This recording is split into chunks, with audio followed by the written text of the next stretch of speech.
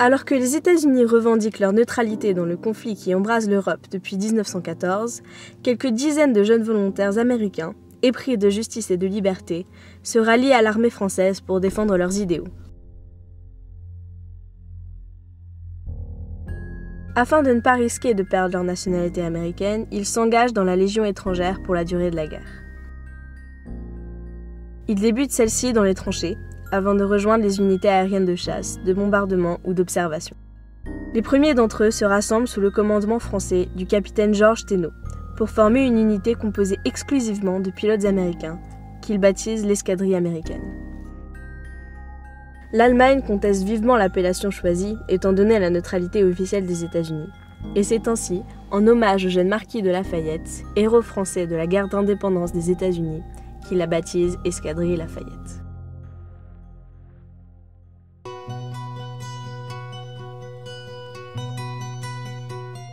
Ce sont d'abord des volontaires américains venus se ranger sous le drapeau tricolore qui s'installent en avril 1916 sur la base aérienne de Luxeuil-les-Bains.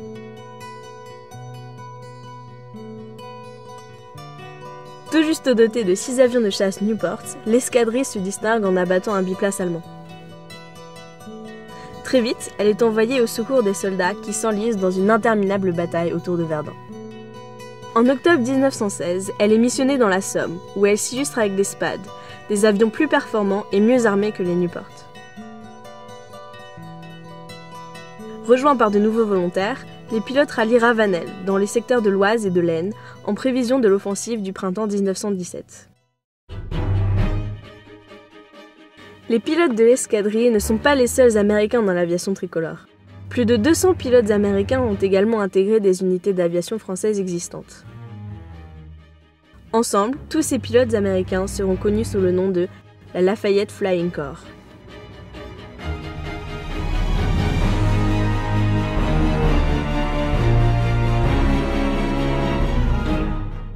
Engagée dans tous les combats de ces années meurtrières, l'escadrille Lafayette fit vibrer l'Amérique par ses faits d'armes. Loin de l'horreur des tranchées, les pilotes apparaissent comme des héros engagés dans une guerre noble et chevaleresque. Ces soldats aventuriers participent ainsi à éveiller les consciences outre-Atlantique. L'opinion publique finit par basculer, et les États-Unis déclarent la guerre contre les puissances de l'Axe en avril 1917. L'événement signe la fin du Lafayette Flying Corps.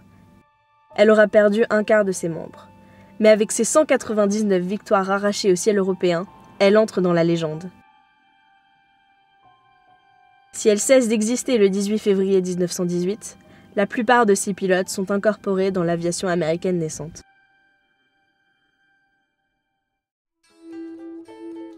Le Lafayette Flying Corps fascine encore par la puissance de son collectif, mais aussi par la singularité de ses éléments.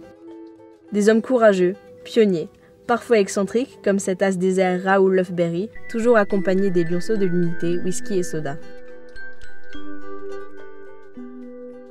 Des hommes inspirés, rebelles, d'avant-garde, qui comptent parmi eux Eugène Bullard, le premier pilote de chasse noir de toute l'histoire.